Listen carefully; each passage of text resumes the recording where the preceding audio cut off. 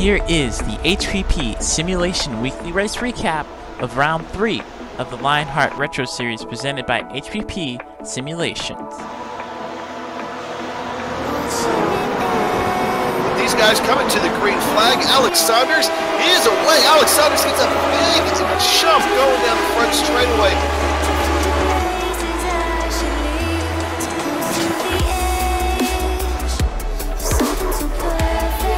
Oh, Kinsella bounces off the wall in the process of gathering it up. Hits Alex Saunders. Alex Saunders kind of falling back a little bit. He bounces across the track, and George Zaldo and also Galvin's able to get up close to him. He's going to have to try to fight off Adam Blocker here. Adam Blocker's looking for that clear air up on the high side, but here they all come. Obviously, that traffic is really strong.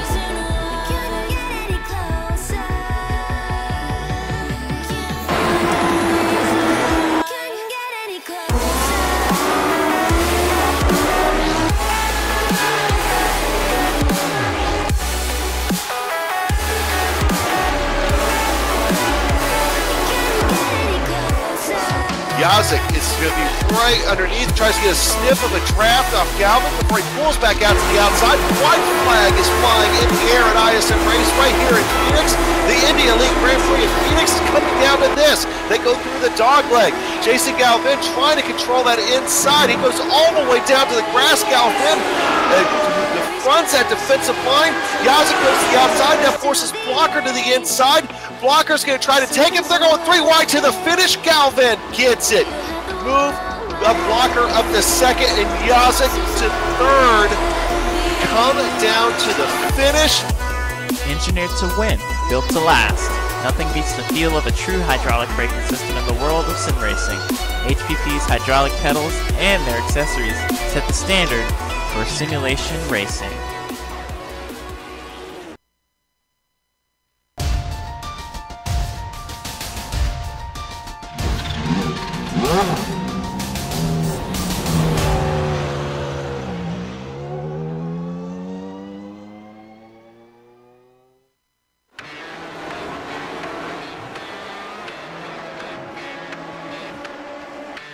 An icon reborn.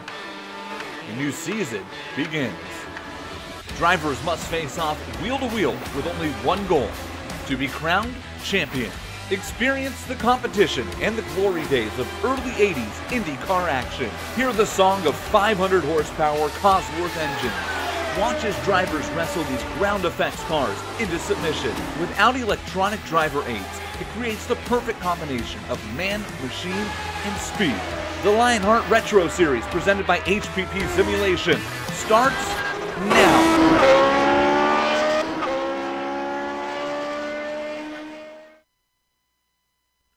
The desert sun gives way to the jungle heat as the Lionheart Retro Series, presented by HPP Simulations, flies south out of Phoenix to the birthplace of the Bossa Nova for the inaugural running of the Bethsaida Bar and Grill 125.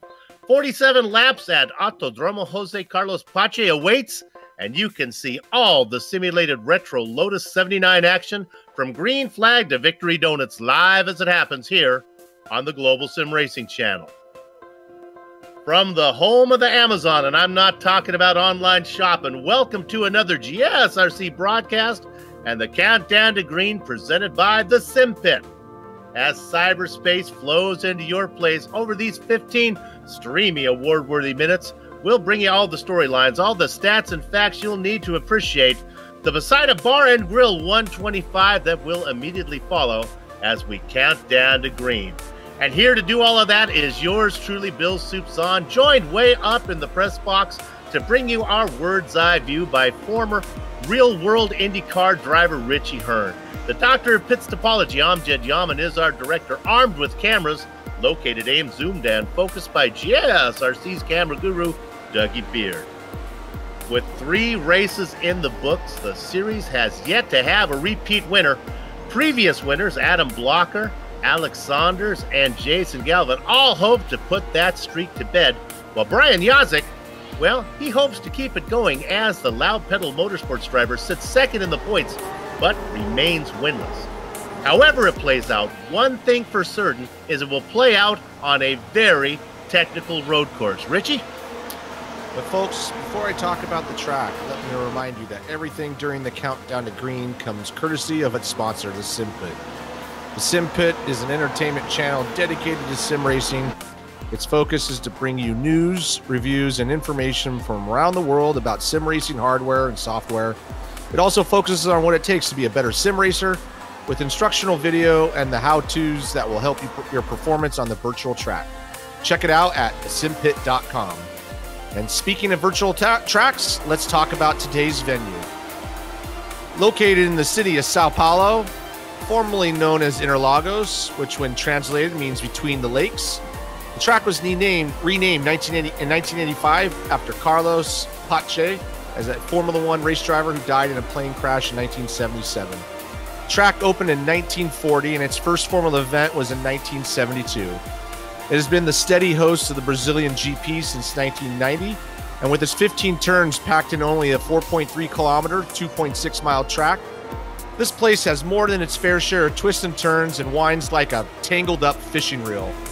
But the best way to get an idea of what this place is really like, let us jump on board and take a lap around.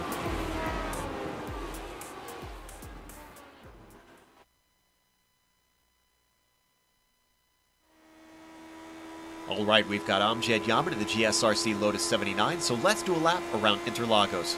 Coming up to turn 1, this is going to be a very popular passing spot, but the switchback can make it tricky to execute. Drivers will be defending hard from either side, so keep your head on a swivel.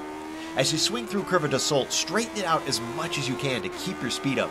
You'll want all the momentum you can get for the decently long backstretch in order to help you defend or attack. Now you're onto the Reta Oposta, which leads into the Descida de Lago. This is another place where overtakes are likely, but as you brake for turn 4, remember the car will want to understeer on the exit, so keep that in mind when going side by side. We continue downhill and drift back across the track. Then you'll chuck it into the frighteningly fast Ferradura. There's 2 apexes and a nice little rise towards the end that will make spotting the track limits rather tricky. Before you know it, you've entered the technical back section of the circuit. Turn 8 starts off what will be a series of switchback hairpins leading you back and forth. Patience and the proper line will be critical through here, or else you'll lose gobs of time. The Duxbill is definitely the slowest of these 3 bends and easily the trickiest for braking. Make sure to bring the car back across to give yourself a nice wide line through Magurlo. Then take the car all the way out to the edge and line yourself up for Juncao. This is by far the most important corner of the track. The launch you get off here will affect your lap time on this lap and the next one.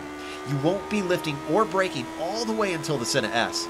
Because this stretch is so long, expect drafting to play a part in the battles here. Hug the inside all the way up the hill, and if you kept it all together, you've now finished a lap around Interlagos.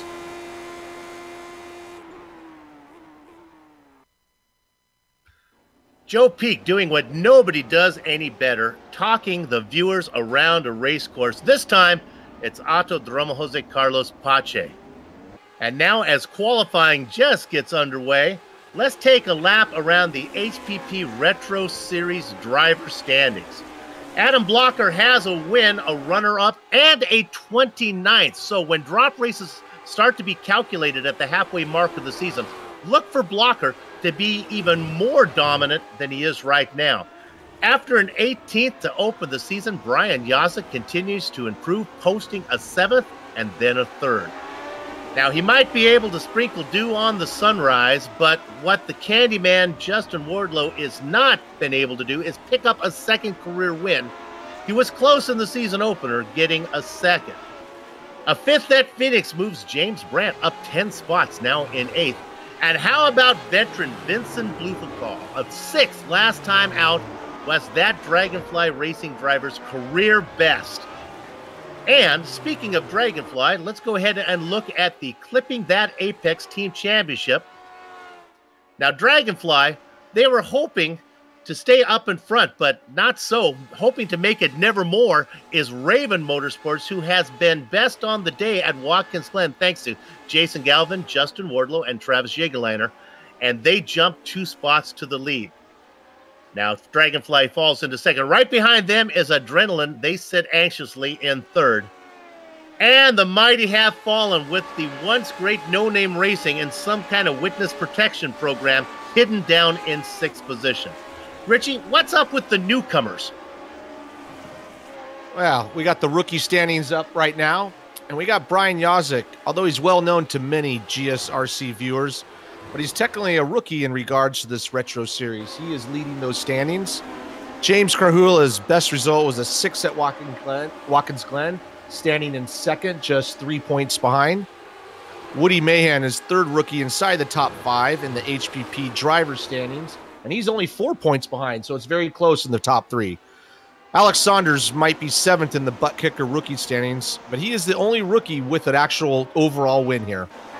Rookie championship, much more competitive than it has been in the past. Lionheart sanctions both the Retro Series and the big sister IndyCar Series. Both campaigns honors the memory of the original Lionheart, Dan Weldon. Let's look at the Lionheart Series details.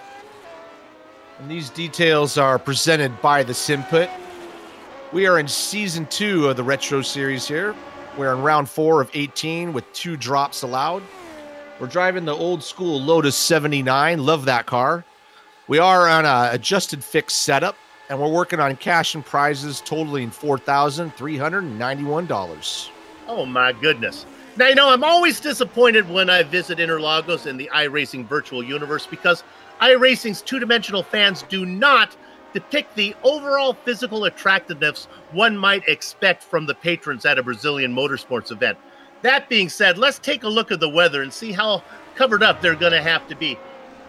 Richie, I'm looking there, 87 degrees. It is a bit hazy here today, so notice the track temperature really not that, the sun not pounding down on it. What do you think, 98 degrees Fahrenheit? That should be pretty good for these guys, huh? Yeah, it's not too bad. You know, it's not going to kill those tires too much. It is a little bit mostly cloudy, so that's, like you said, it's going to keep the track temp a little bit down. We got a little bit of wind, 5 miles an hour out of the northwest. It's definitely very humid at 95%. That's why I think where the little haziness comes from, maybe a little bit of the smog from downtown. But it should be a good track for a long race here. Okay, we got all the business out of the way. Now let's get down to the matter of qualifying. Let's see what's been going on out there. And it is the man who has a road course win already. Is Alex Saunders. He's tough. He sits on the pole, a 125.3. Uh-oh. And as I say that, Adam Blocker, another winner this season, he jumps to the pole. That's pretty close up there. Those top 3, we got Ryan Otis sitting at 125.7. Oh, he's dropped it down to a 63. So he's getting a little bit closer to that front row. Got a big gaggle of cars there in the 26s and in the 27s. Big group in the 27s. So, you know, this is going to be a close race, and just a couple of tenths might change everything. So I'm sure these guys are trying to get everything they can out of it. Richie, sometimes tracks qualifying is really important because passing is so difficult. Sometimes you can feel like, if I don't make it up in qualifying, I can make it up on the track. How do you think passing is going to be here? Is this going to be easy to get around, guys, or going to be kind of hard?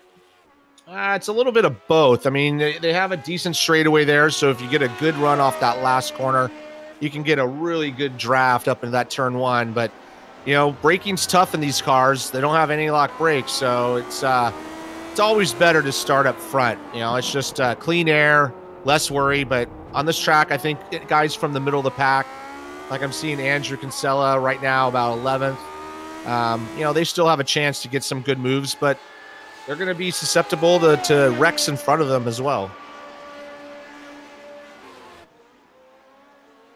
And look at this now. We got quite a battle for the pole as Alex Saunders gets it back, puts in a 25.2. Yeah, just dropping that time. I might see somebody drop into the 124s here. Would be a pretty good time, I think. 30 drivers on the entry list. 24 drivers have put in qualifying times so far. Ed Tutwiler being in the 24th position. Drivers yet to put in times: Bart Workman, Chris Lanini, Mark Amick, David Cordy, Chris Sofer, Robert Bluen. They'll get one in before it's said and done. Richie, in sim racing, when you're in this kind of position, what do you like to do? Do you personally like to go in and start hot lapping, see if you can get it in early, and then if you don't get it, back off a little bit? Or do you like to get one in the bank first? I like to go out. I mean, the way iRacing works, obviously, if you drop a wheel, you cancel that time out. So I'll probably go out, run about 80%, at least get a time in, and then try to go out there and push it, and you have something in the bank to lean on. When you were a real-world racer, were you a better qualifier or were you a better racer? It really just depended on the track. You know, some tracks I was really good at. And, you know, when we do these group qualifyings, you know, on a road track like this, it's just getting that clearance and getting a clear lap, especially on a street course, was so important. And sometimes you just couldn't do anything about it. You just got blocked. Still about 2.5 minutes of qualifying to go on.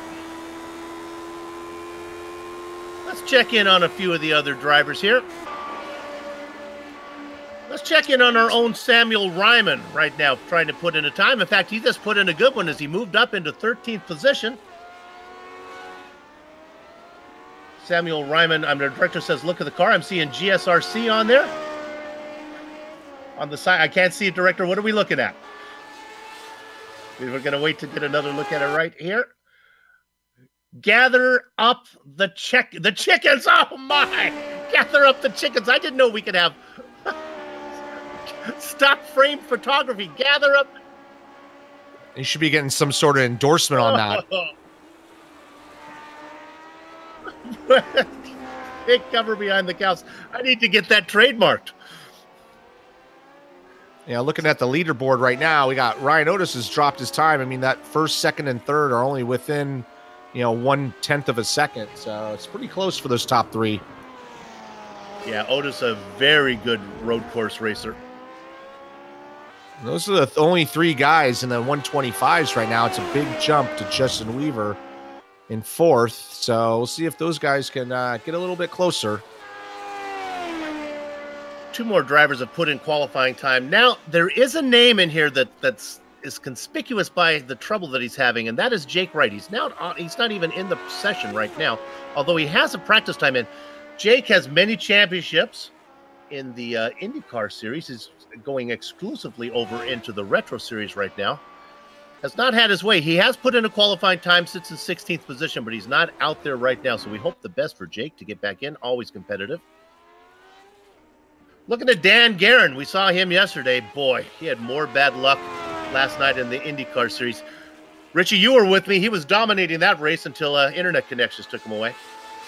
Yeah, I was just going to point that out. He would have been right there for the finish, but unfortunately, a little mechanical problem like we've all had, and it's interesting to see that he's only in 12th spot right now. So we'll see if he's on a lap and see if he can push himself up a little farther up the grid. I almost wonder if the back-to-back schedule, if that takes away some of the practice time that these guys can invest. I mean, this is sim racing. There's only so much time. Qualifying is done. Oh, and when it is time to go qualify, I got to hustle through this. I almost forgot this part. Nothing beats the feel of a true hydraulic braking system from HPP Simulations, designed and manufactured in the USA on state-of-the-art CNC equipment. HPP hydraulic pedals and their accessories set the standard for simulation racing. For more information, please visit hppsimulations.com. Okay, let's go to the grid. We got to hustle. We'll take them 10 at a time this time. On the front row, Alexander Adam Blocker. Row 2 is Ryan Otis and Justin Weaver. The next row is Jason Galvin and Michael Goodman. Row 4 is going to be Greg West. There's a new name I don't know. Brian Yosik in 8th position. 9th and 10th, the Candyman, Dustin Wardlow, and Woody Mahan. Richie? And bringing up row 6, we have Brian Beard and Dan Guerin. Row 7 will be James Carhula and Samuel Ryman. In row 8 will be Andrew Kinsella and Jake Wright. Row 9 will be Travis Jagenliner and Bob Mikas. And row 10 will be Christopher and Scott Johnson. Rounding out the last third of the field, Tyler Graft in the blackjack position, Frank Beezer in the double duck spot. They're going to be ahead of Bart Workman and George Anzaldo. In the quarter-century markets, Blinson Luthenthal, he's going to be inside of Ed King Tutwiler, Chris Lanini, and Robert Bluen make up the next row. The final row, David Courtney and Mark Omick. So we have onboard cameras to talk about. Go ahead and look at those right now. First one we're going to look at is Michael Goodman. He's in the Sim Pit onboard camera. Then up on the front row, we have Adam Blocker in the Butt Kicker onboard camera car. And finally, we're going to take a look at Scott Johnson in the Besida Bar and Grill onboard camera, our sponsor for this race. If you are in the Minnesota area and you know Besida Bar and Grill, stop on in. I was looking at their menu. Looks like the place to be. Started out as a general store and a post office, and they turned it into a bar and grill. Very popular, very successful. Glad that they are sponsoring this event. Round number 4 on the Lionheart Retro Series Season 2, the sophomore season for this group of guys. The first season was very successful. This one picking up right where it left off, and even more so. Now, we don't have a complete pace lap. They're going to work their way through. This is a good chance to really see this technical section as they go through here. Now, if you had a more experienced, talented commentator, he would give you the names of these corners in their Brazilian real-world names. I'm going to give them in the American translation. They go through Small Pine. They come up into 10. This one, the translation is Duckbill. I am pushing for it to be called Cyrano de Bergerac, but that's not going over. But it just looks like a long nose there. Then they go into 11. This is into Dive.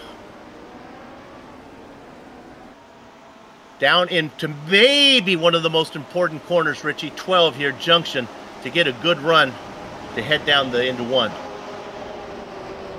Yeah, that's probably the most important corner on the track right there, because it really extends that straightaway all the way up the hill and then back down to turn 1. Go through corner 13, which is really just more of a little dog leg. Even 14 here, which translates to up to the pits. And now to bleachers. Get ready, folks. It's a little bit humid. Sultry is how my mom would describe this weather. Pace car pulls in. You saw it on the side of Samuel Ryman's car.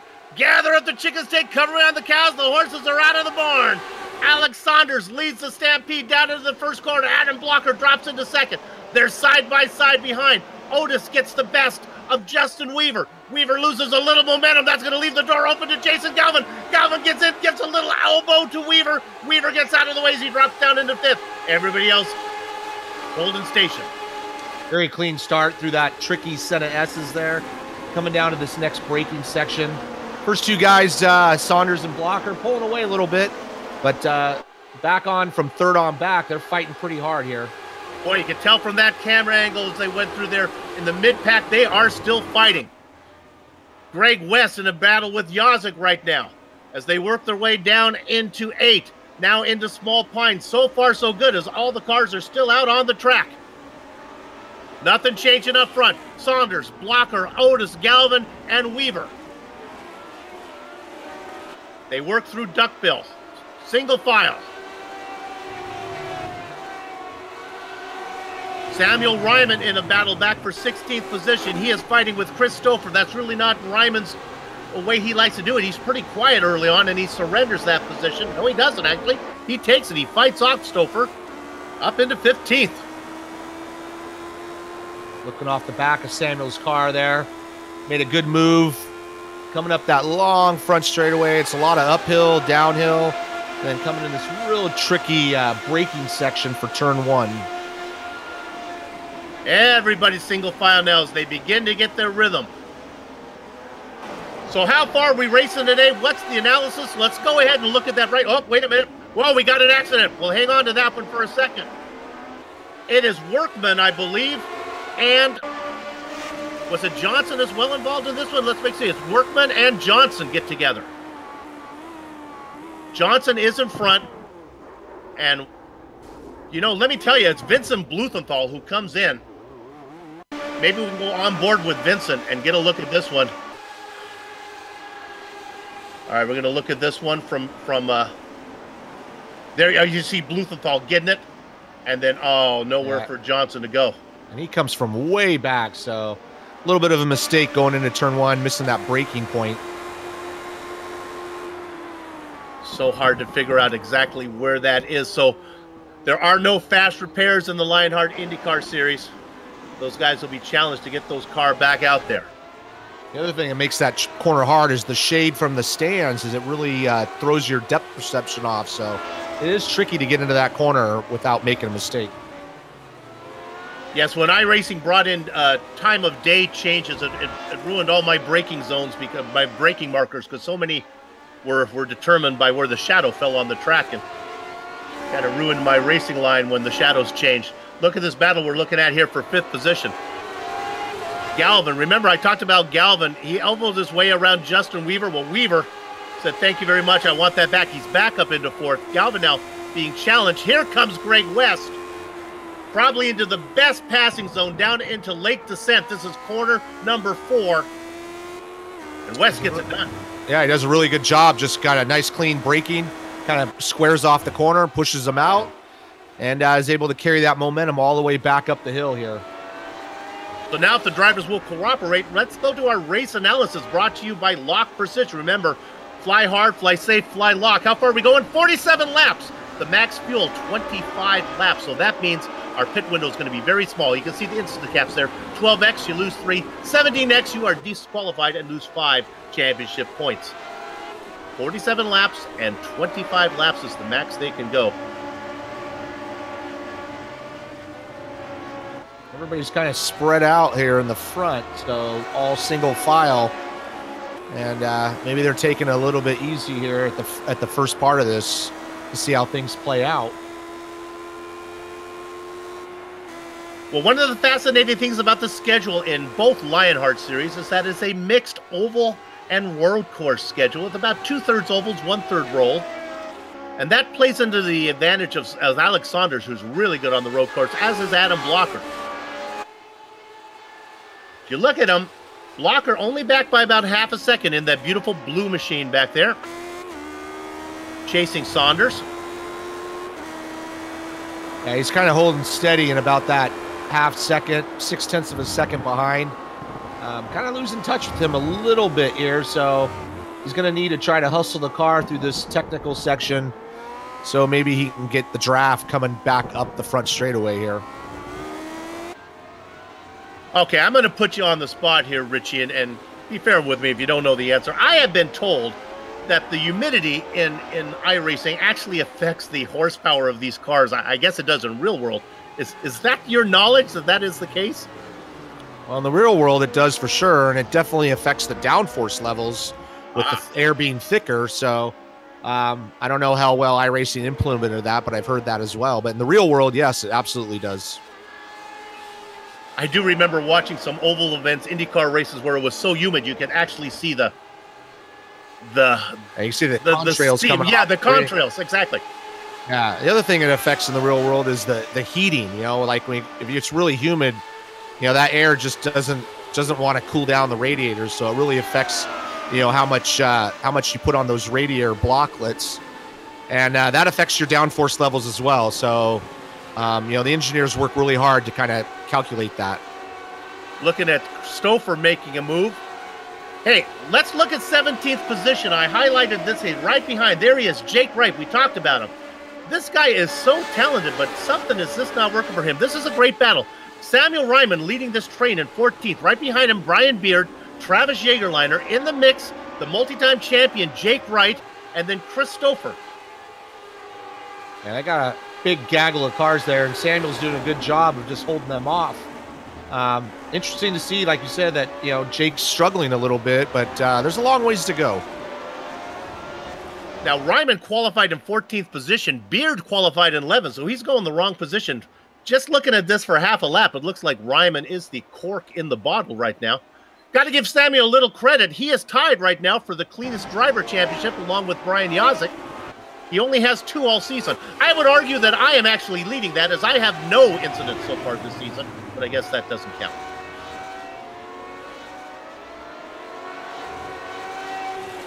That's probably the best battle on the track right now, that group of cars. Looking at timing and scoring, and Alex Saunders is steadily pulling away from Adam Blocker. He's a good second, almost a second and a half now ahead, who is way ahead of 3rd place here. So, you know, it's kind of spread out. Yeah, and the top 4 race in the order they qualified: Saunders, Blocker, Otis, and Weaver. The guy who's been making the move is P5. This is Greg West. He qualified in 7th. He's already worked his way around Jason Galvin, although Galvin would like to get that back. Brian Yasik has picked up a couple spots, but West is doing really well. We ride off the tail of Greg West right now. Yeah, looking back at Jason Galvin in that Menards paint scheme there. That's another little gaggle of cars there with Greg West. Kind of corking the bottle, as you would say, with those 4 or 5 guys behind them. Tough place to pass, as you can see. Let's stay on this one. We'll watch them through 12 here. Now they start to get on the gas.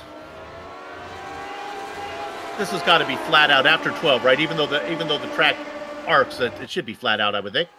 Yeah, it's not much of a turn at all. You're just kind of slowly bending to the left there, and getting the drive off that turn 12 is key. And we'll see how the tires wear. I might change this order up a little bit and see who's taking care of their stuff and who's abusing it. Yosik had a run, but didn't get there. But yes, they got right on the back of West now. And now we brought in another driver in there, the Candyman, Dustin Wardlow in 8th. Again, West doing a good job of fending them off. He is losing time, though, to the man in 4th, Justin Weaver. He's about 3 seconds back. Well, let's go ahead. We've pressed our luck long enough. Let's see if we can get this in before disaster strikes. Let's go to our featured driver. And I believe today it is going to be Travis Jagerliner. Look at that. Career starts 19. As we ride on board. No pole so far. Doesn't have a career win yet. 6 top 5s. And a good handful of top 10. 19 starts, 13 top 10s. I think most real-world drivers would take that percentage. Yeah, that's not bad at all. I'd take that. Yeah. Obviously, you want that win, but consistency pays off in the end.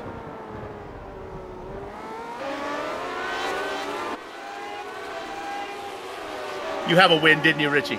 How'd that win feel? That must have been special. Yeah, it was more relief than anything. When you get that first win, and you kind of, you always know you can do it, but you got to do it. And that win came, and unfortunately, that was the only one I ever got. So, but I did get at least one. A lot of these drivers feel the same way. Adam Blocker raced multiple times in the Lionheart IndyCar Series, finally picked up his first win. Looking at Jake Wright in 16th spot. We keep waiting for him to make his move.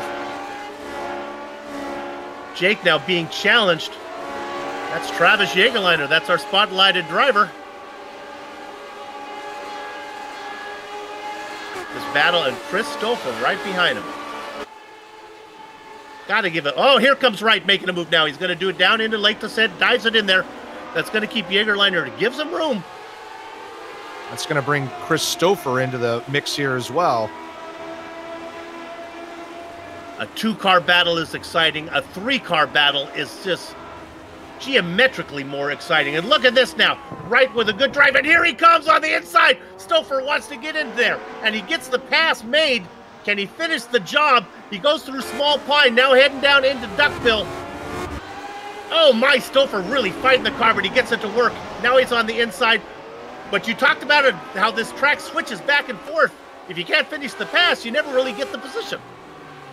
You got to be able to hang in there on the outside, because next turn you're going to be on the inside. So Stouffer did a good job, got a good run off of that corner. A little bit on the curbs coming off that corner, and we'll see if he can creep on up here to the next gentleman in front of him. And we'll stay on this a bit more, because here's Wright. He is still pressing the issue. Card in the inside. Now he swings underneath. Let's see if he does it under braking, and he does. My goodness, wow, really strong in there. Took it in hotter than a curling iron on Venus. Gets it woed up. Almost got into the back of Jagerliner, but the pass is made. Move right back up into 17th. Let's go ahead and look at P2.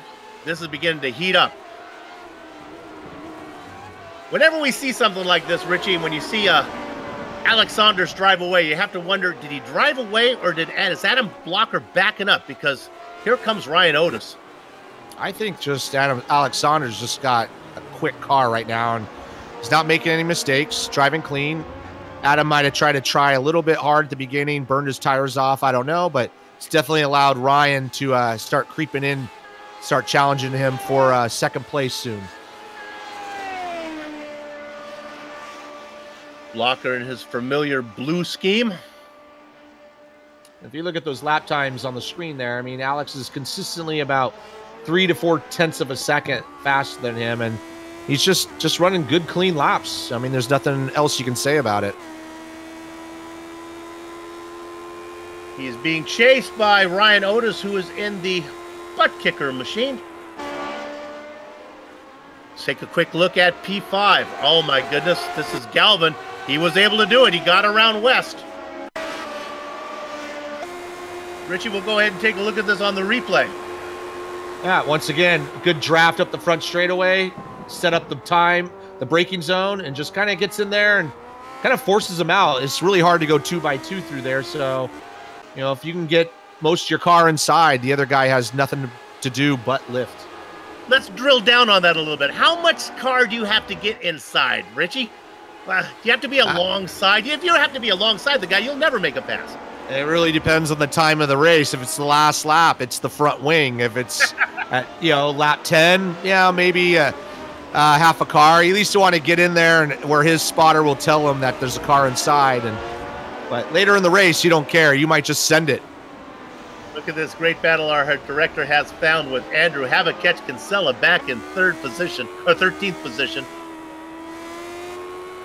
Boy, it's funny. This is what a contrast to what we just saw last night in the IndyCar series. Here we have Kinsella back in 13th. In this mix, Dan Guerin is up in 10th. All the big names we saw in the Dallara IR18. The only person that's consistent is Adam Blocker, who's running second right now. But, it's pretty tough to get the practice time in when you're trying to run 2 series, so that might play a part in it. Look at that, and that battle now. West has fallen back 1 more spot as Brian Yazik has gotten around him, and West in jeopardy of going down 1 more. Let's stay on this, as now the Candyman is getting there. Reagan had that all the way up into 4th position. And we'll go on board with Goodman. He's in the Sim Pit onboard camera. Boy, this is a great view of what he's looking at ahead of him. Yeah, it's a good opportunity to try to make a move, which he's trying right there, right on the inside. But in the next corner, he's going to be way on the outside. Very tough to do. Goodman, another driver doing double duty that we saw last night in the IndyCar League. Boy, he almost gets into the back of Greg West. Oh, he gets it woed up. It's interesting to see, Brian Yazik got through this group, and he's pulling away from these guys and starting to creep up on the next car there. So he's making his move through the field.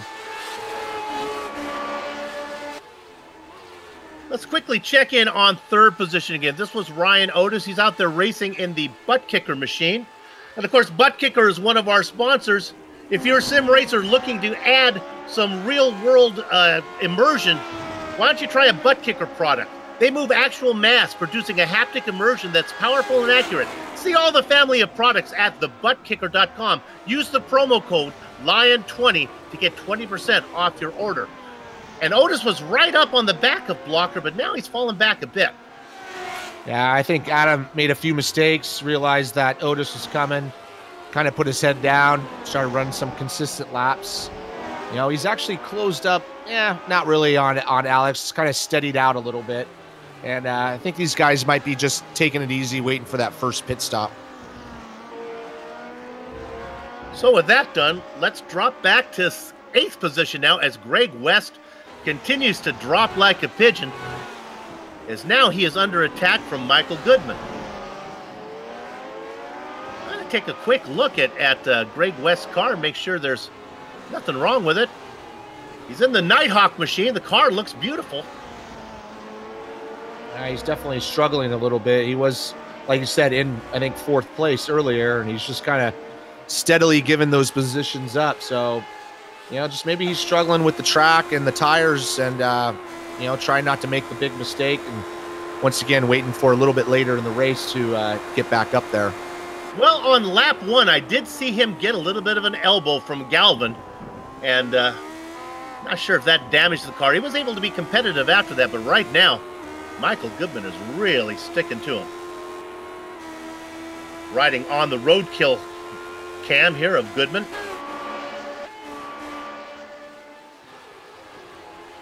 Well, we're 35 laps to go as they are working lap number 13. About halfway through this first fuel stint.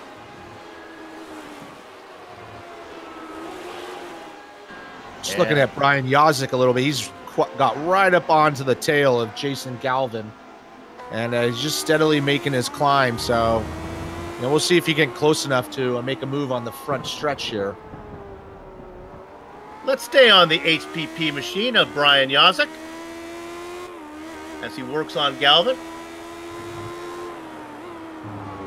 Of course, HPP, a big part of this series, as they are not only the series sponsor, but they're also awarding a set of pedals valued at $1,395. My gosh, that's hydraulic pedals that they're offering. Visit hppsimulations.com to check it out. HPP, designed to go fast, built to last. And that is what Yazik would like to do right now. He'd like to go fast and last. Try to get it to the end. I would like some of those pedals. No kidding. Dan Guerin has had an issue. He took it over the curbs, spun it right in front of James Grahula.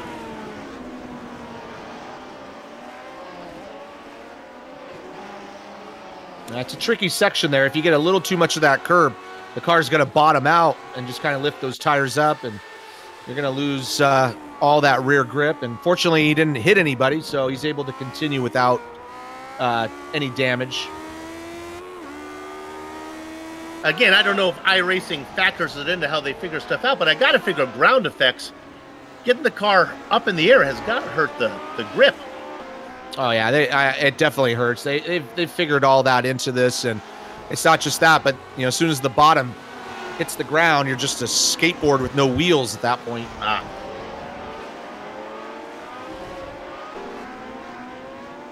Let's look at Scott Johnson. He's in 22nd position.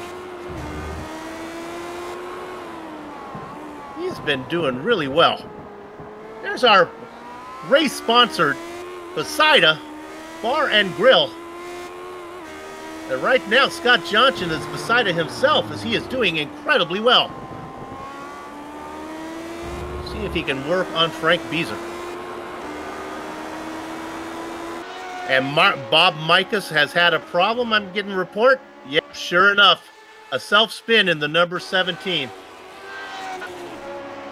Mikas was up as far as 19th by the time he gets it all sorted out.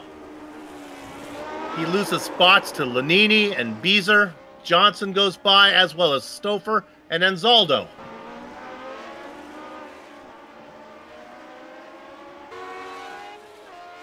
Now, with this being a 47-lap race, I think lap traffic is going to be a factor here. Oh, yeah, with this many cars out there, I think so, too. So we're at, lap 15? And so I wouldn't be surprised if we don't start seeing some lap cars coming up in the next 5 to 10 laps. These guys up front are running pretty quick. I think we're going to get one real soon here. This guy who's off the pace, Mark Amick, racing in 28th position. He is, I'm showing him on the lead lap. He is honestly the last car, one lap on the lead lap.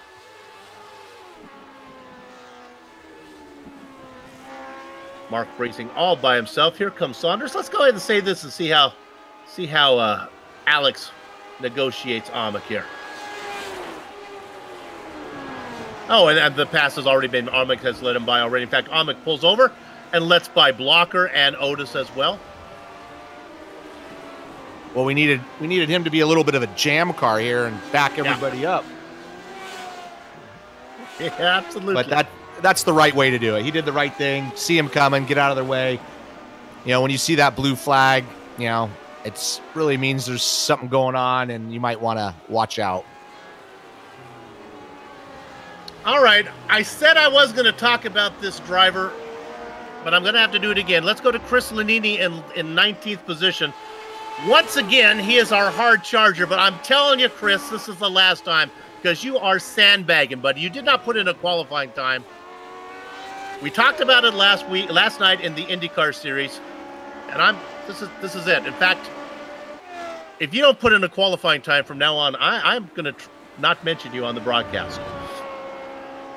I think he just likes passing people. He's good at it. He started in 27th position, up into 19th. And I guess our official hard charger.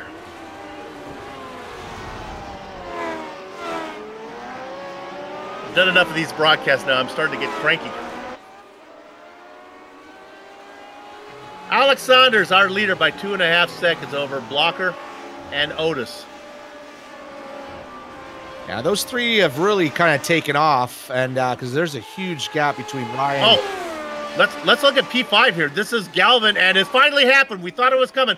Brian Yosik gets the pass made.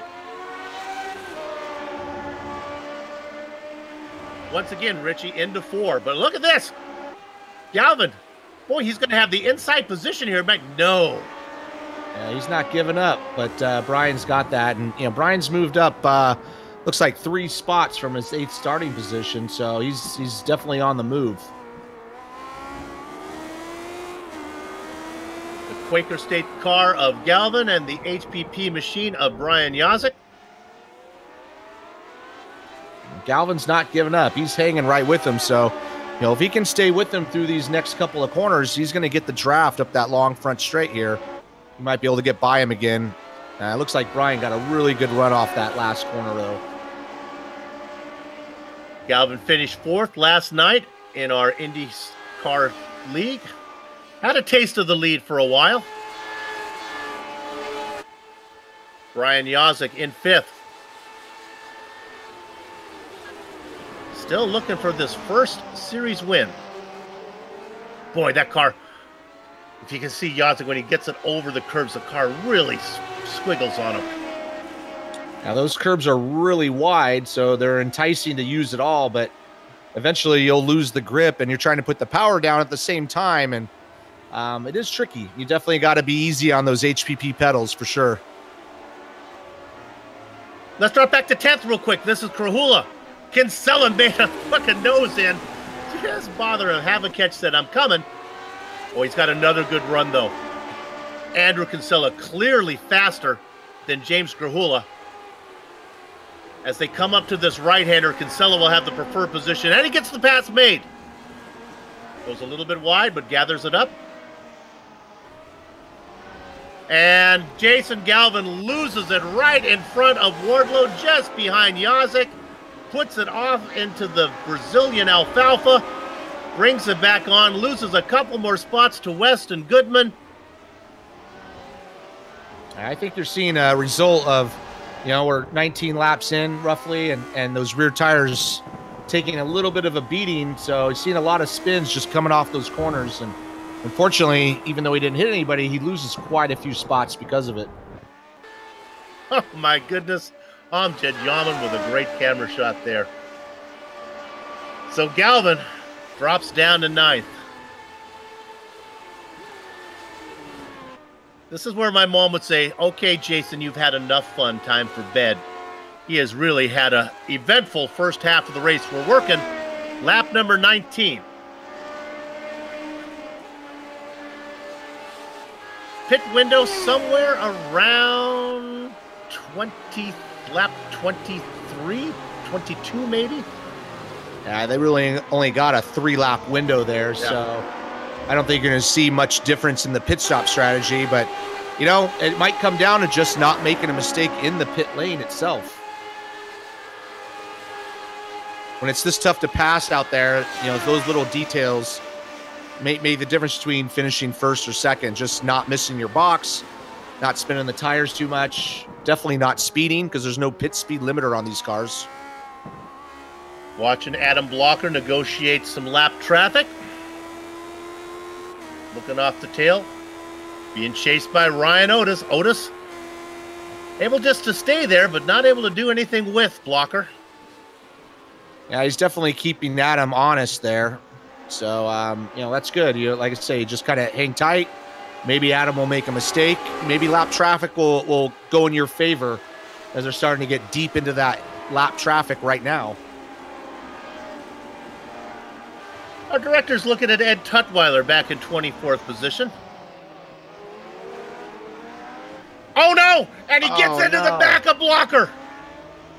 How did Amjad Yaman know?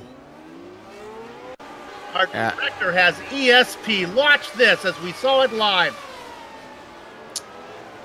Yeah, and the lap car goes wide, comes back in too quickly, and just what we were talking about, there goes Ryan Otis right by Adam. Tutwiler tried to left him room, but then when he had to come back on the track, I think he had hoped that Blocker had cleared him, but he hadn't. And again, at the Backmarker United meetings, repeats.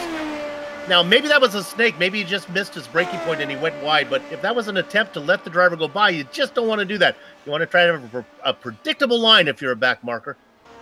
Yeah, absolutely. I mean, sometimes you're trying to do the right thing and you cause more of a problem. So just drive your line, let the let the guy behind you get by. Just be predictable is all. But look at the timing and scoring. Even with that mistake, Adam only dropped down to third because they had quite a gap. Yeah, the guys behind them. It'll be interesting to see if the car took any damage. A pretty good hit. The good news is it's before his pit window. Sometimes, though, iRacing makes you pay the price. They say, we're going to fix this, even if you really don't want it fixed. The car's fine. And Blocker now working around Workman.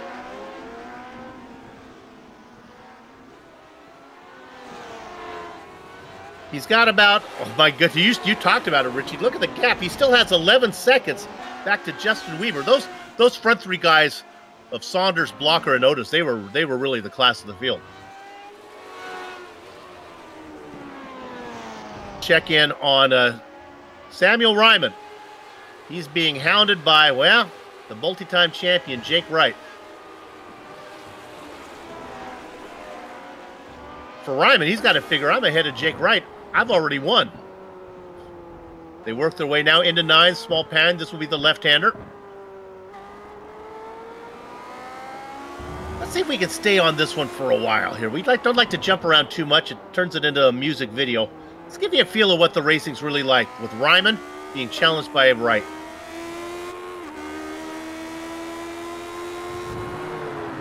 We come up to that last corner, that real important corner, and got to get that good drive off this corner here in order to get that draft. And he's right there. He might be close enough to suck up behind him, get a run on him in turn 1. About 2 car lengths back. You'll notice the racing line right through pit entrance. Wright not going to do that unless he really forces. We've seen him dive it in there. He feels very confident under braking, but not going to do it this time. We'll check back in on that one a little bit later. Let's go down to 22nd position. This is, I guess, looked like it's slopped down a little bit. Beezer out in 21st and Zaldo in 22nd. Let's go on board with the Poseidon machine. Scott Johnson. You want to go ahead and check them on BosaidaBarandGrill.com. Look for their specials. They have a special every day. I would go for the prime rib, whenever that is. That's when I would be there. You know, we were watching Ryman and Jake Wright in that battle. Well, Wright finally made that pass. We're looking at it right now on replay. Yeah, just got on the inside of him coming up that hill. And you really have no chance hanging on the outside once these tires get to that. You just kind of have to give up the position and hope you can get it back here in a lap or 2. We are working lap 23. There are 25 to go. You can probably figure out the math. If they go one more lap, they'll have reached the halfway point. We'll see who's the first taker on pit lane pretty soon here. None of the big names have come in yet. Only driver to make a stop is Robert Bluen, and I'm not sure if he's actually still out there racing now. I think he's 11 laps down, so his was out of necessity. Saunders, Owen, Blocker, Weaver, Yazik, your top 5. Wardlow, Goodman, West, Galvin, and Kinsella rounding out the back half of your top 10. And there's Otis. He was racing in third for most of the race until Blocker got together with Ed King Tutwiler.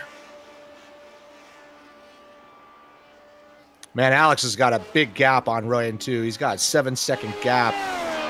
You know, if he just keeps it clean, I don't think anybody can touch him from here on out. The interval from Otis back to Blocker, about 3.2. So let's see what Adam looks like. Any questions that the car was damaged, I think, have been put to rest, as Adam still looks really fast. Again, riding on board, looking over the left shoulder of Adam and the butt kicker onboard camera. One of many that we have positioned on the car. And looking at the lap times from the last lap, I mean, Adam gained a full second on him. I don't know if traffic had something to do with that, but he's coming.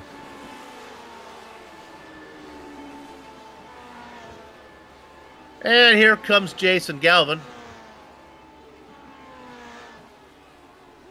And you can see that the cars are going up on the jacks. They will take tires. Or at least Galvin was going on the jacks. Jägerliner does not. We were thinking the tires were probably fast enough that you could take them with, but maybe not. Maybe it cost you too many seconds. Yep. Leader's in too. He's got some traffic in front of him, but Alex Saunders is coming to the pit lane. And we'll look and see if Alex, let's stay on this and see if any of these guys go up. Second place in. Doesn't look like they're changing any tires there, Nope. Soup. Nope. So it's just fuel only. And Saunders is out without tires being done. Galvin might have decided to change tires. Remember, he had spun the car. So maybe that's why he took it. So that means our leader now is Adam Blocker for the time being, but it won't be long. This is what my dad used to call Cinderella staying late at the ball. But Weaver goes up. He does take tires.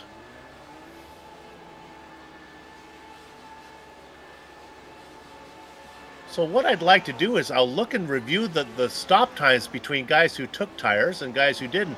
Weaver was in the box for 9.3 seconds. Saunders for 8.8.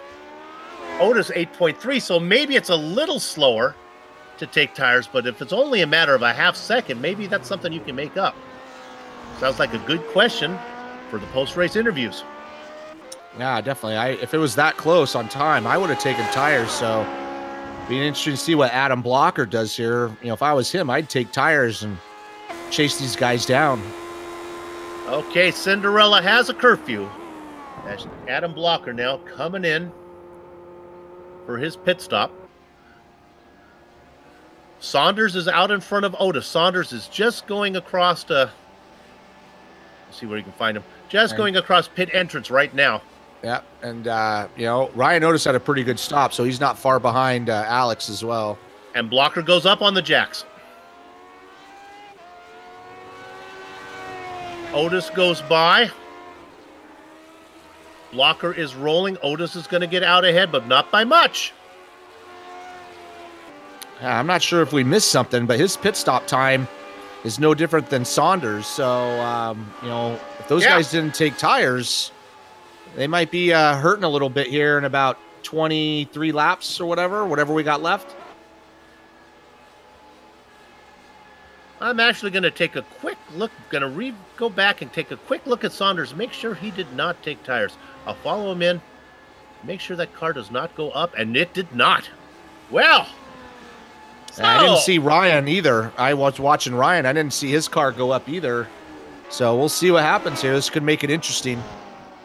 Now, what I've heard from some of the drivers, and I don't know this firsthand, I'll just repeat what I know. Since these cars are based on 1979 technology, apparently the tires, when these cars were used, were a little firmer, and they didn't make a pit stop in Formula One at the time, so maybe the tires don't wear as much.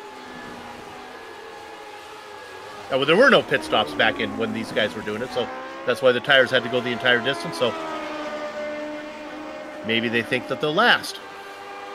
Nevertheless, if it doesn't cost you any time, let's look on Sanders right now. He's coming up behind Christopher. Once again, I got to give Christopher's parents a little tip of the hat for naming him Christopher. I just like that.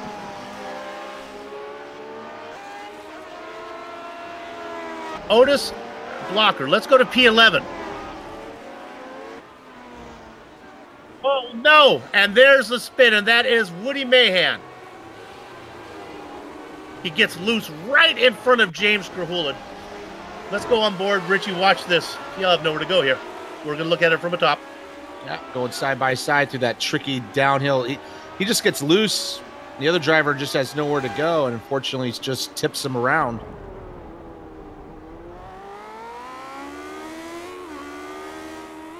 I mean, the other driver comes on the inside, makes the pass.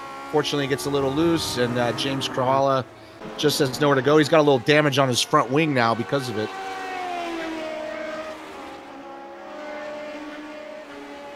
Richie, when you were racing real world and a driver made an honest mistake in front of you, as that was clearly there, he didn't mean to cause that trouble, is there still a bit of frustration from the driver for making the mistake? Or are you forgiving? Maybe at the beginning, he might flip him the bird and maybe accept his apologies later on. It really depends. Sometimes, man, he just made a mistake, and I'm just kidding about that. You know when it's on purpose and when it's just an actual mistake. And it looks like Dandy Dan Guerin has had a trouble as well as he spins it right. He was being raced. Bart Workman, right behind him, Travis Jagerliner. They had made their stop. He spins. He loses spots to Jagerliner and also Beard and Workman. Let's throw in Tyler Groff as well.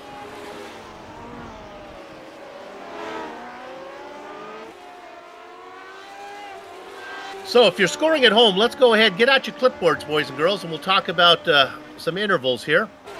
Your leader, Alex Saunders, 9.2 seconds ahead of Ryan Otis. Those guys did not change tires. Adam Blocker, well, he's only a half second back of Otis. Here he comes. Yeah, and look at his lap times. He's running in the 25s, where those two leaders are now in the 26s. So he's definitely making some time on them. If you remember, Blocker was in second position comfortably until he got together with Ed King Tutwiler. They had a spin. He fell back to third, and now he's trying to come back, get the spot back. Oh, he has a good run. I think he's too far back to force the issue here, but another good passing zone is that they go through here, through the Senna S. If Blocker can stay close to corner number 3, this is the sun curve, then get a good run down in this long back straight. Yeah, and I think Adam, with those fresh tires, he's got to make a move, because I think if he can get by Ryan, he can actually start making a dent into Alex's gap and might have a chance to catch him, but just can't quite make the pass happen just yet. Took a peek. Let's stay on it. Nothing going to happen through the technical section. They come into the sweeping right-hander, corner number 6. English translation is horseshoe through Little Orange. That's 7. Down into 8. I guess they ran out of names because that one didn't get 1. Out of Small Pine.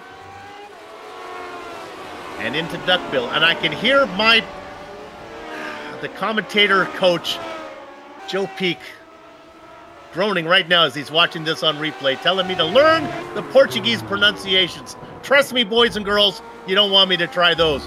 But here's somebody who is going to try something, and that is Adam Blocker. Look at this, Richie. He's in good position here. He's in very good position. He was patient, and he really needs to make this pass going into turn 1 here. So if he has any chance of catching Alex, we'll see what he does. Here he comes, pulling out. Going to go around the long way. He's hanging in there. He's hanging in there. He's got the next turn for his giving. I think he's going to get it. Ryan's not giving up, though. Look at that. Otis fends him off. Took that defensive line. Now here comes another bite as they go down into here. This time he's got a good shot. I mean, he'll have the preferred position. And he finishes the pass. Yeah, Ryan blocks Otis him out. up into second. Blocks him out, pushes him out wide, and off he goes. Now he's got to put his head down and try to start closing that gap up to the leader here. 10.3 seconds to get to Alex Saunders. 18 laps to do it. But he's got newer tires. He's leaving Otis behind. He does have newer tires, and, like we saw with the switch between these two guys earlier, lap traffic could play a pivotal part in the end of this race.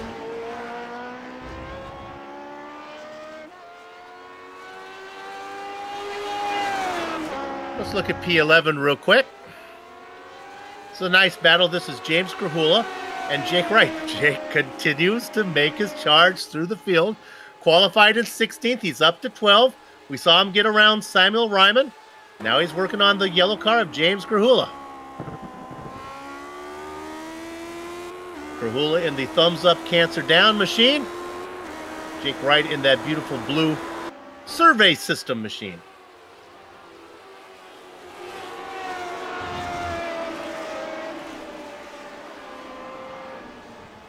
Richie, I miss the days when I was growing up as a little boy. All the cars were called the Survey System Special. Yeah, I never understood that, honestly. That was when the cars were hand-built, so they didn't really have a name for them. That's right. They were special, yeah. Grahula in 11th, qualified in 13th. Boy, it is not foggy here, but we talked about it in the... You won't be able to tell it on this onboard camera here, but on the long shots, the 95% humidity really shows up as a haze. Look at this run here that Jake Wright has. Not going to get him. Yeah, not quite. Just not quite enough. And, I mean, to make that pass into that turn one, you got to be right there almost next to him. You can't just dive bomb him unless it's a last lap pass or something like that.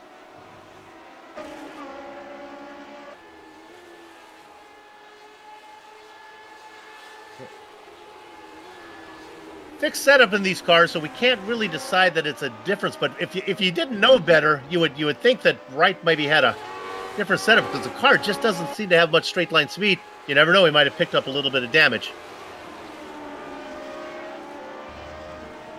I want to talk about our real hard charge here. I'm going to ignore Chris Lanini. Let's go look at Andrew Kinsella in 10th position. He qualified in 15th. Believe it or not, 5 spots will get you the hard charger award.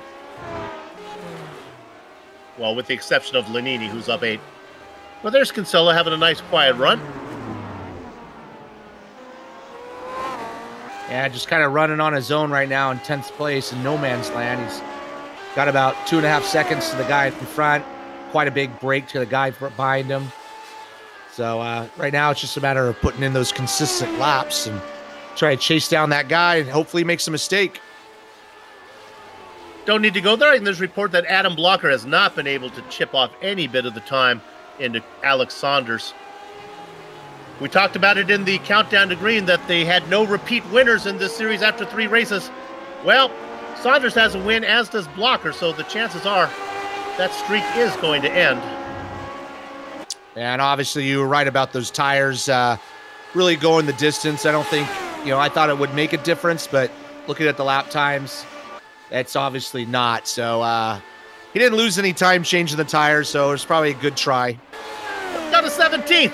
This is Tyler Graff trying to fend off Dan Guerin. You don't often get to see these two race next to each other. One is notoriously up front. The other one is, well, not so much up front. See how I do that politically correctly there so we don't offend anybody? Tyler Blocker doing a good job of staying ahead of Dan Guerin. Yeah, Dan Guerin had a rough night last night with the problems he had and had a rough race at the beginning here, got spun around, and now he's, fighting with Tyler there. And so I'm sure he's probably frustrated with what's going on, but, he can get this pass done if he's a little patient. Well, if the neighbors of Dan Guerin are watching this broadcast, could you do your neighbor a solid and stay off of Netflix when he's racing, okay? Dan Guerin has had the worst internet connection problems. Tyler Graff doing a good job of holding him off. Attaboy, Tyler.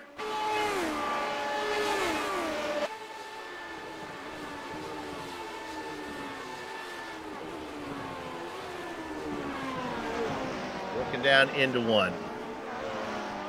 Just give it a little bit more time. And let's wait. Let's give him one more shot down on this long straight. If he gets there, not going to get there. Well, we'll come back, check on that one a little bit later. That is one of the better battles out there.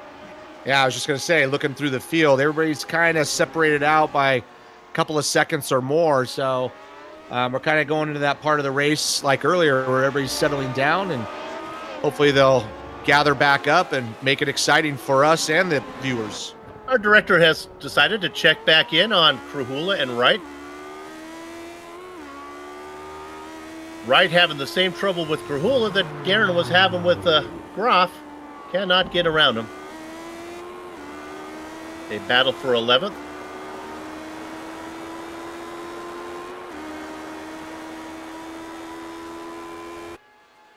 This is the Lionheart IndyCar. No, I'm sorry, Lionheart Retro Series. We're looking at the Lotus 79s. The car that Mario Andretti took to a Formula One championship, I believe, in 1978.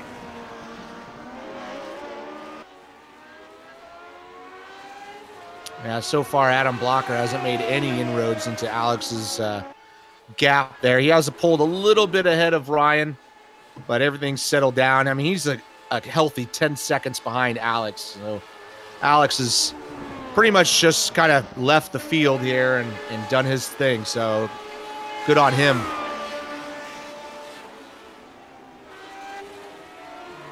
Look at that battle.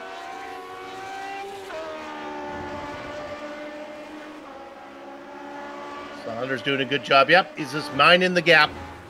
Let's stay on our leader as he has to negotiate a few back markers here. Coming up on Tyler Groff. So that puts him up to lapping all the way up to 17th spot so far. So he's moving through this field pretty quickly. Coming up on Tyler, who's racing a 17th. Little known fact, Tyler Groff named after the 10th President of the United States, John Tyler. His parents were history buffs. Tyler now goes a lap down. Not sure if President Tyler ever went a lap down.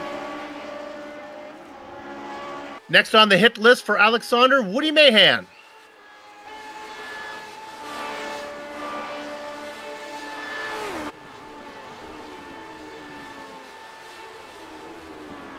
Using the same technique that I just used to figure out that Tyler Groff was named after a president, gotta figure that Mahan's family was a Toy Story fans.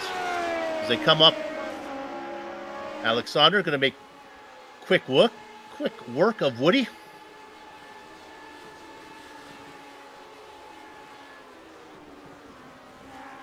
This is what you get with 12 laps to go, and I'm having trouble finding anything to talk about.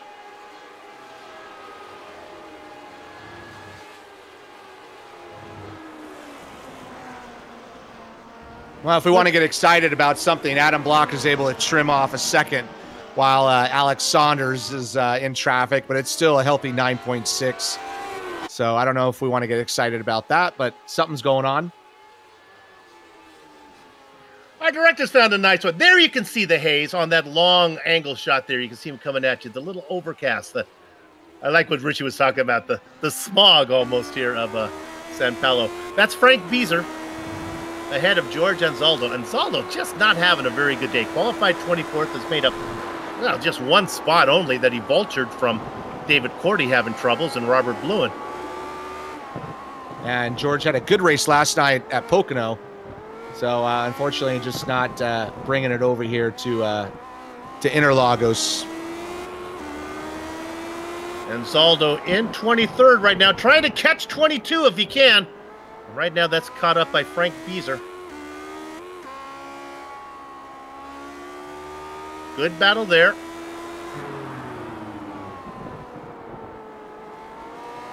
I'll go around and check and see how some of these other ones are doing.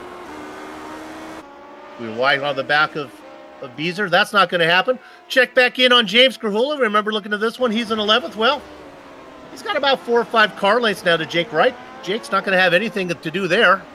Yeah, this is probably the closest battle on track. Or getting up to some lap traffic here. So we'll see if Jake can make some moves, get up into that draft. We'll see as they're coming up to that section in about 3 or 4 more turns. They just went around Vincent Blumenthal. If we can, maybe get a nice close-up shot of car number 22, Vincent Blumenthal, in 24th position. I was talking about Mario Andretti. I believe if you look at that one, that's a kind of tribute there to Mario and that John Player special. Yeah, that was always one of my favorite cars on the track, that paint job. Especially when Senna was driving and he had the yellow helmet. Kind of went really well together. And Blumenthal pulls in. Samuel Ryman just goes around him on the track. Ryman in 13th position. And we're creeping up on 10 laps to go. In fact, that's where we are right now. And everybody's kind of spread out here. So maybe these tires will start wearing out. Well, page 17 of the GSRC's commentator handbook says, put drama whenever you can into the event. Let's look at the interval between Blocker and Saunders. It was 10.2. It is now 8.5. Could the tires be going? Maybe it was just some traffic.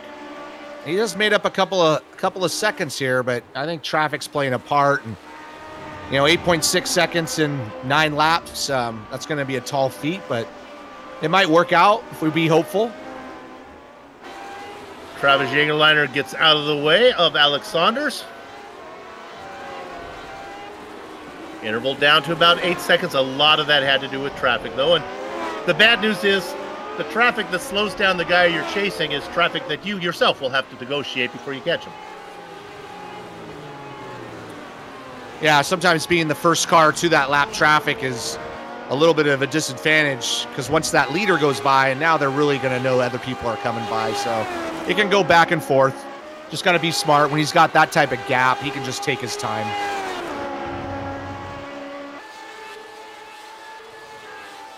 Richie, don't take this wrong. This is going to sound like a backhanded compliment. I know you spent a lot of time racing, not always up at the front. Were there ever times when you were the last car on the lead lap where you said, I'm going to finish on the lead lap and the leader's going to have to wait? Absolutely. And especially that Indy, there's nothing worse than you hear on your spotter going, all right, leader's coming. And you just respond going, man, I'm going as fast as I can. You're begging for a yellow. And you just hope you're not the yellow. When you see that blue flag, that means there's a race going on and you're not in it. Well, that's about what's going to happen to our own GSRC Samuel Ryman here in a minute because he's being chased down. And there we go back. Look at our director. Look at that beautiful pan shot, Dougie Beard. We pan right back. Get you really the perspective of where they are on the track. That's Ryman. And then right behind him, there you go, another shot. That is our leader of Saunders. And now we pan over, and now we're looking, there's Saunders.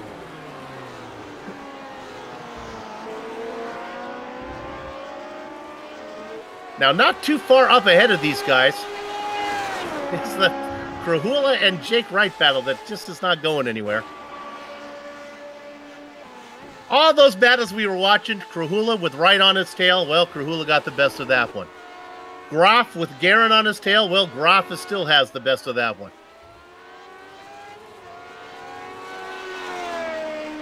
There's Krahula. Yeah, that was for a while, the best battle on the track, and it seems to subsidize a little bit with Krahula pulling out a few tenths of a second here. We look at Jake Wright. Not able to make up any time. Everybody else pretty much locked in their position. Otis in third, Weaver, Jacek. Adam's gotten down to about 8.3 seconds, but that's about it. He's kind of hit a wall here. And unless Alex Saunders makes a big mistake, I think this is going to be your finishing order, at least for the top three. Really surprised, though, that Brian Jacek, he's so good in the other IndyCar that he's struggling a little bit here. He's quite a bit back in that to basically that fifth position here. Brian Jacek in fifth. This is right about the time where your cat starts to play with your internet cable and the lights take an unusual flicker in the house. You're not sure what's going on. All the little sounds that a normal real-world race driver might feel in the car, a vibration. Sim racers feel the house vibrating. Yeah, sometimes when you're that far ahead, you start to kind of wander a little bit on what you're thinking. And, it's hard to stay focused when you got that much of a gap. So I applaud Alex for keeping being consistent. His lap times have not fluctuated at all every time he's been in clear track.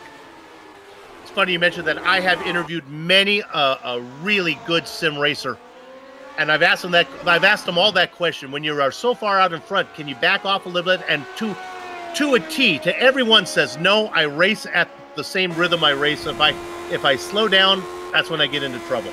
They all say it. Yeah, that goes for real life racing too. So you see it when you watch some of the big races. You know, the leader all of a sudden just makes a dumb mistake and it really just comes to your concentration goes away.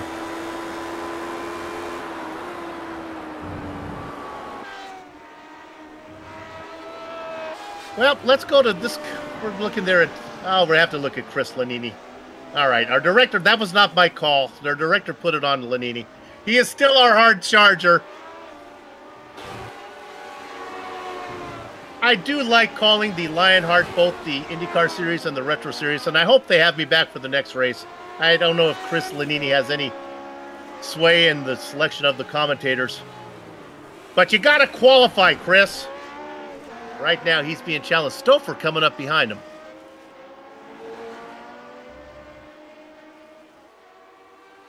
They are one lap down. There, you can see them both in the screen.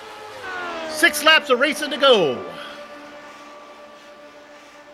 Round number 4, the Lionheart Retro Series.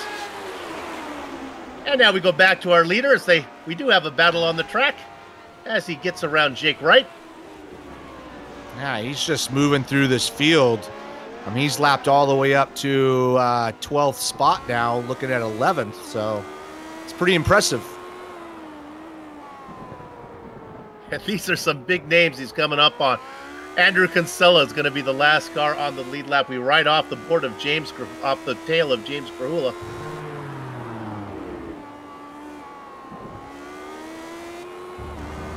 The interval now, 8 seconds from Saunders back to Blocker.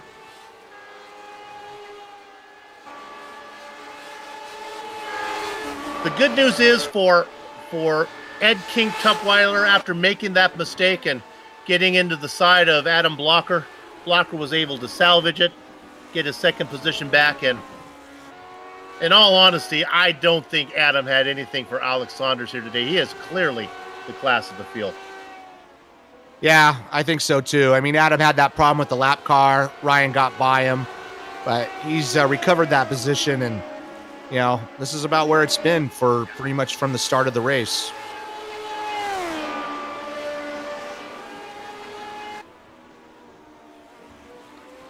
Now, if we look at Dustin Wardlow, the Candyman, he's being chased down by Michael Goodman, the driver out of New York. Right on board, Michael Goodman in the Mild 7 machine.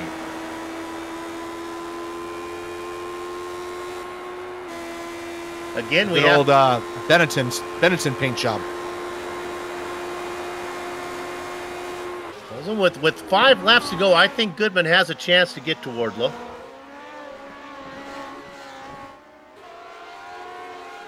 Yeah, Full disclosure, I have to go ahead. I was just going to say he's running about a 1/10 of a second faster than Dustin. So you know, if he tries to get up into the draft, like you said, he might be able to get that 6th position here before the end of the race.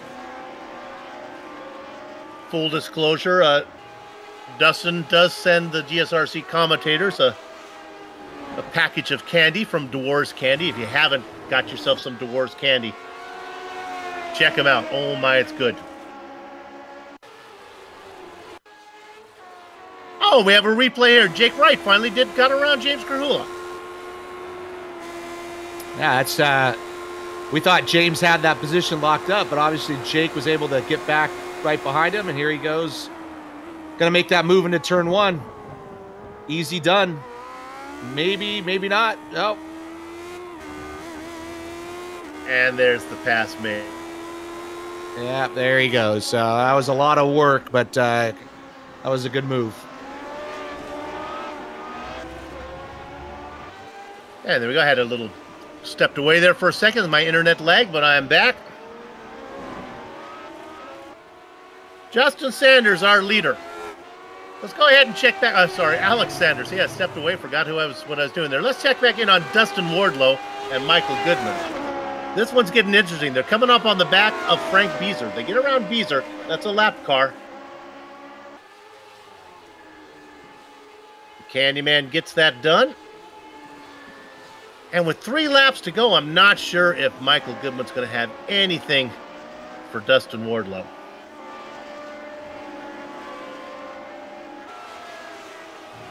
No, he's just going to need some help from either a mistake by Dustin or some lap traffic getting in the way, because just doesn't have, he's a 1.2 seconds behind, and we're only three laps to go here. Let's take you through some of the middle parts of the field. We're not looking much there. Let's go to Jason Galvin. He's in 8th. We saw him have a spin earlier on.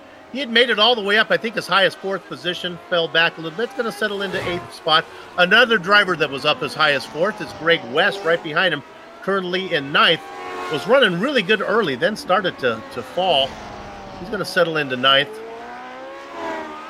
In fact, he is the last car on the lead lap, and not that far ahead of our leader, Alex Saunders.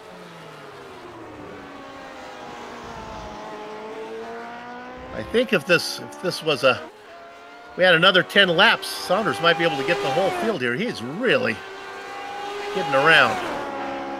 Yeah, and his last lap was only 0.2 off of his best lap. So, I mean, he's putting the time in, just putting these guys away. He's in the zone for sure.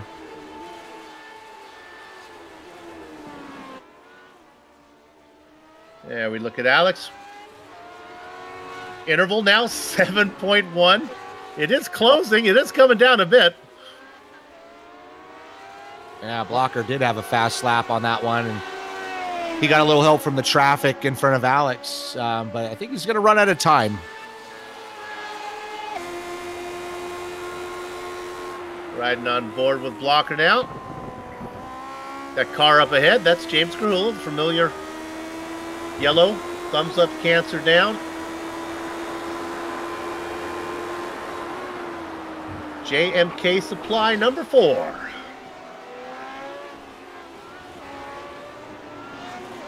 And Alex has lapped all the way up to 10th spot, which was Andrew Kinsella. He's got Greg West coming up in front of him for P9. Lap all the way up to P9. That's pretty impressive. Yeah. Let's check in on the 41 car of Andrew Kinsella. In the Budweiser car, this camera shot's for you. Budweiser Red Roof In Machine, Valvoline. First car 1 lap down. Well, the Lionheart IndyCar and the Retro Series, usually they put on a pretty good show. This one was entertaining, but my gosh, Alex Saunders really had a nice race. Yeah, really, everybody kind of spread out a little bit out there, so I thought we'd have some closer racing. We did have some contact, make it interesting with the lap cars, but, you know, that's just the way it goes sometimes. Brian Beard making a late stop. Saunders working his way through the technical section of the track now. You know, inside each and every one of us is one true, authentic race. Something you're born with, something that's yours and yours alone. It can't be taught to you, it can't be learned, it has to be remembered. And right now, I'm not sure if he got in touch with all of that pure, authentic race, but Alex Saunders got in touch with a lot of it, as he was confident through this entire 47 laps. As he comes around the final corners, round number 4. Let's give it to Alex Saunders. Second position is going to go to Adam Blocker. Ryan Otis comes home in 3rd. Yeah, those 3 guys really pulled away from everybody else. There's a big gap to 4th, 5th, and beyond. So I applaud all three of those guys. Even though, Alex kind of kept them at bay, all three of them were running pretty good lap times at some point in the race. Looks like they were the only ones to ever get into the 25s. 9 drivers going to finish on the lead lap of the Bethsaida Bar and Grill. 125. And let's assume everybody brings it home. While the racing may be over here in San Paulo, our broadcast is far from done. What we'll do is take a short break, but then we'll come back to run through the entire finishing order, talk to some of the drivers before we close up shop and put a lock on the gate. So don't go far. We'll be back in a few.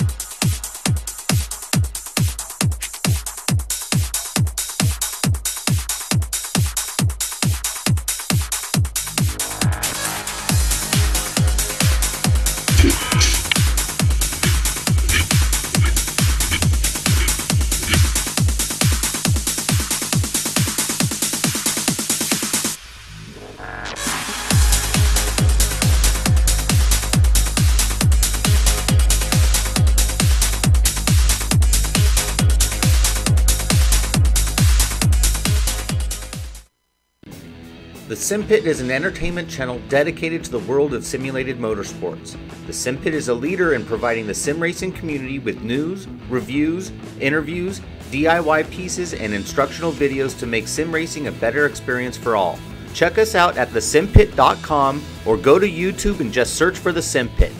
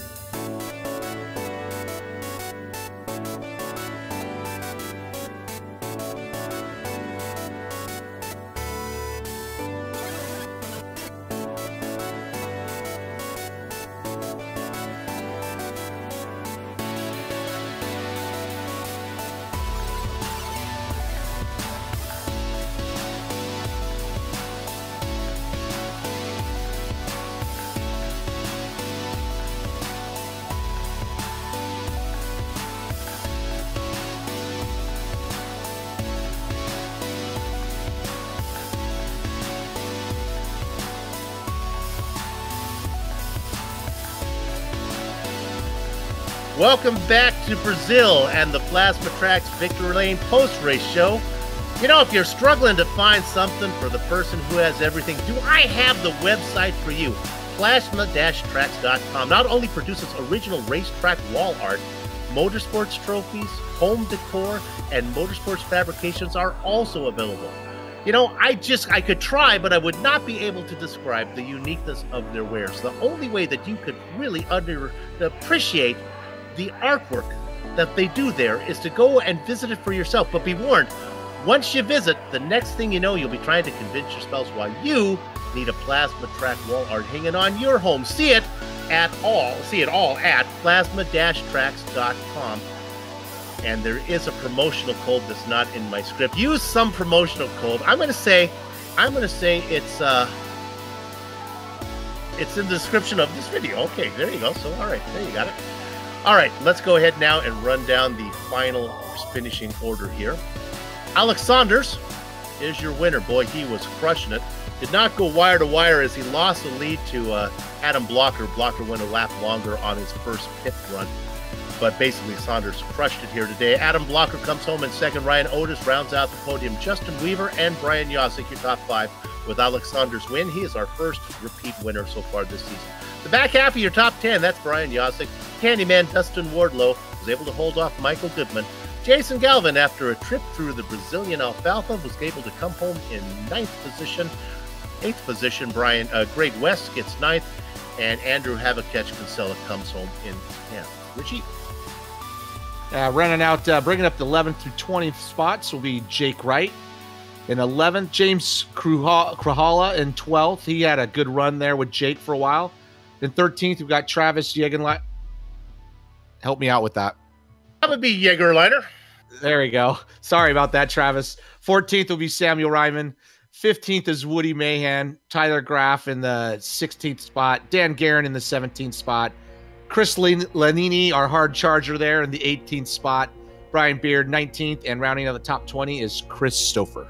Veteran viewers of this series have got to be laughing as I say Travis Yegerliner like I actually said it with confidence. Lord knows when I first got here, I butchered it even worse than that. Let's hit blackjack. It's Scott Johnson. I can handle that one. George Anzaldo catching 22. Frank Beezer right behind him.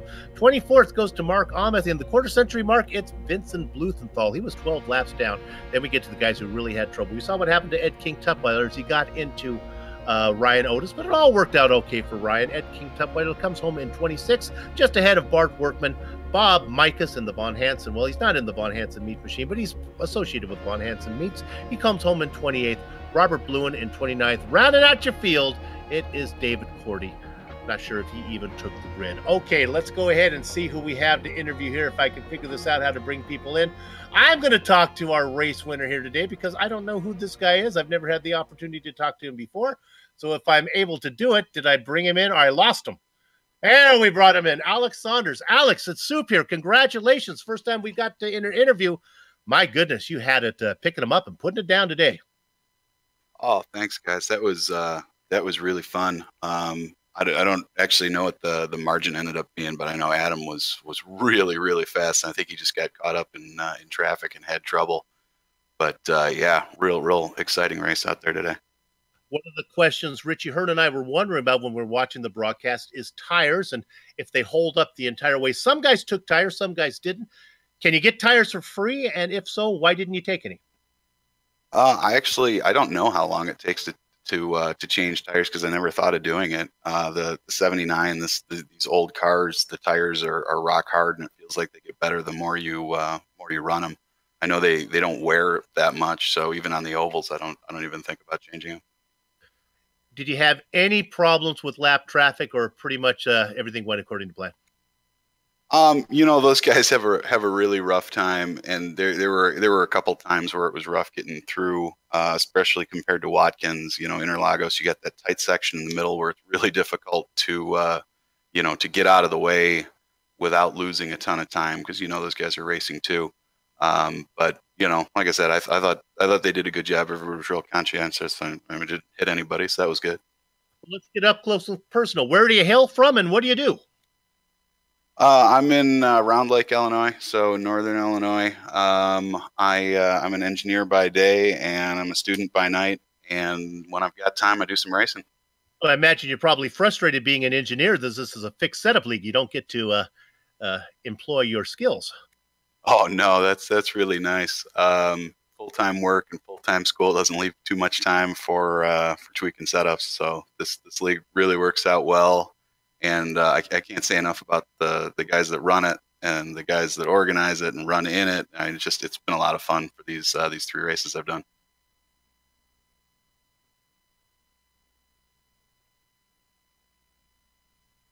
And I'm sorry. Can you hear me there?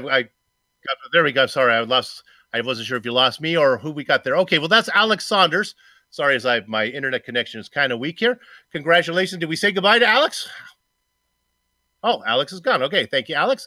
Our race winner. I apologize for that. boys and girls. I just kind of faded away into the ether. All right. Well, let's see if Richie Hearn has a better connection, if he can talk to one of our drivers. How about Richie? Why don't you talk to the guy who finished second? Let's have you run with Adam Blocker. Adam had a good race, had a little bit of problem with one of the lap cars, and I'm sure you weren't too pleased with that. Tell us how it all went. Well, narrowly got beat by Saunders in qualifying. If I would have put together my best lap, I would have gotten pole, but I'm sure, him or Otis could have also done better laps. So I was happy with second. Then first stint, I was keeping up with Saunders. I think maybe he was just a little bit faster, maybe like a couple hundredths of a lap or a second a lap, I was slowly losing ground, but then the gap would stabilize for about 5 laps, and I'd lose a couple tenths. And it was kind of thing where I was probably gonna finish second, but it was probably gonna be like by a couple seconds. But the thing is, I would have been there if he was if he makes a mistake with lap traffic or something like that to maybe pounce. But then I had an interesting time with lap traffic. That's all I'm gonna say, because otherwise I'm gonna get in trouble. And then managed to get past Otis and bring it home P2.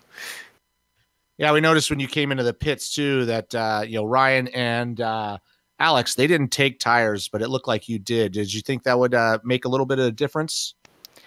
Yeah, normally I'm the kind of guy that, or normally in a lot of these races, I've been the one not taking tires because But today I just thought in practice I started sliding around a lot at the end of the stint, so I was thinking well, probably should get tires. And I know also a lot of times when you heat cycle them and you come out of the pits, you struggle for a couple laps. So I think that's what might have happened with Otis, because Otis said he was struggling for like the first 10 laps out of the pits, and and that happened. I mean, the same thing can happen when you pit for new tires too. Sometimes if they're cold and they haven't gotten into temp and you haven't worn them in yet, the same thing can happen in this car. So it's just kind of a weird thing. And I thought today, it was better to take tires just because the track was kind of hot, and I noticed the tires were sliding around a lot. So, and it seemed better because I think I had better pace than Otis in the second stint, and I don't know my pace to Saunders because he might have been taking it easy out front. So, but I mean, yeah, like Homestead Road, for example, the All-Star race, I didn't take tires, and Otis did, and I won. So, it's kind of that's the main strategy in this car, whether you take tires or not.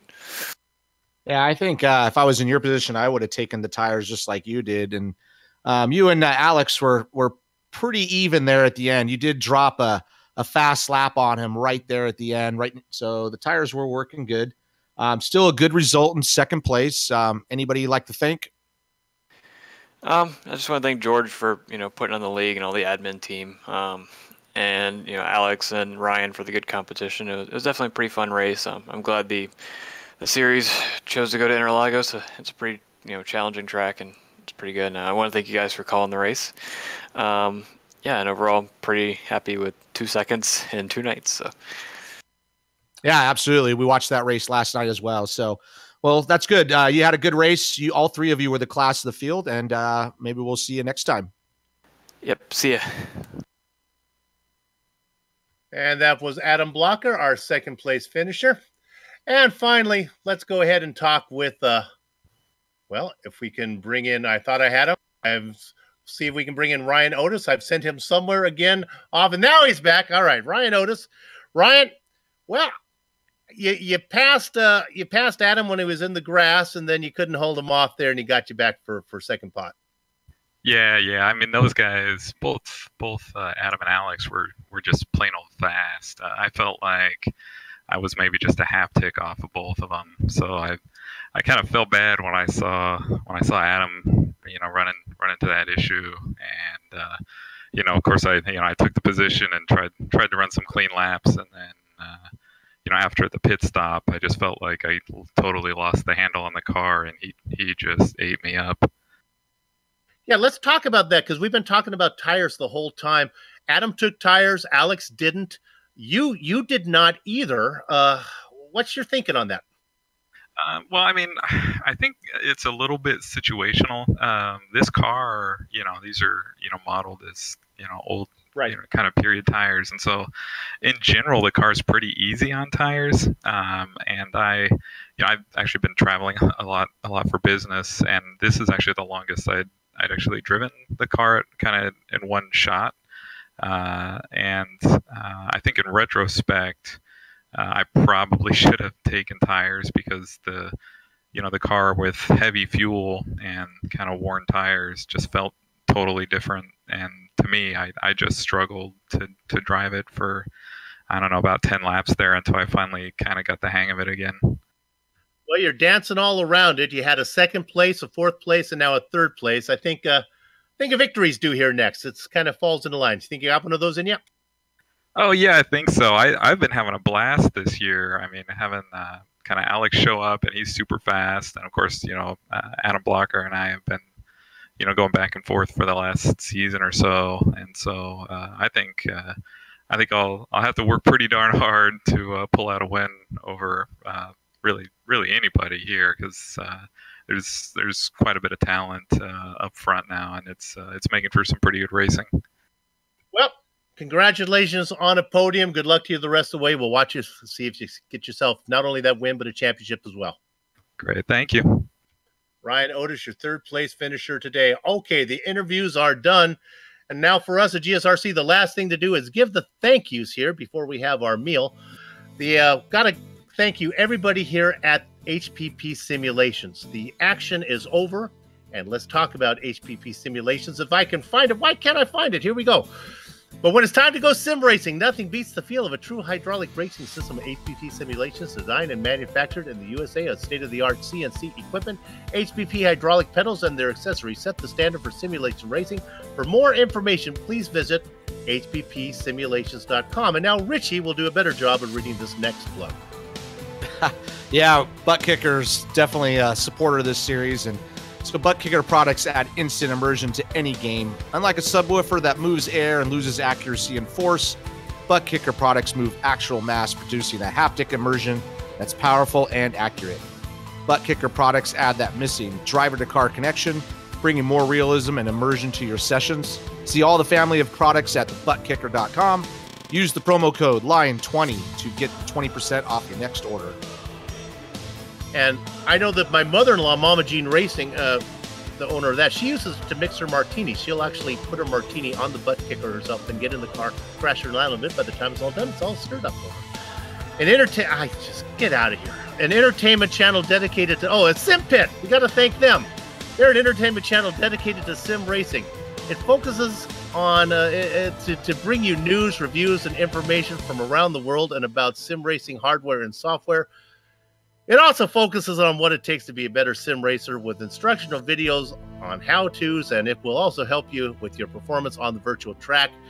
Check it out at thesimpit.com. I got more.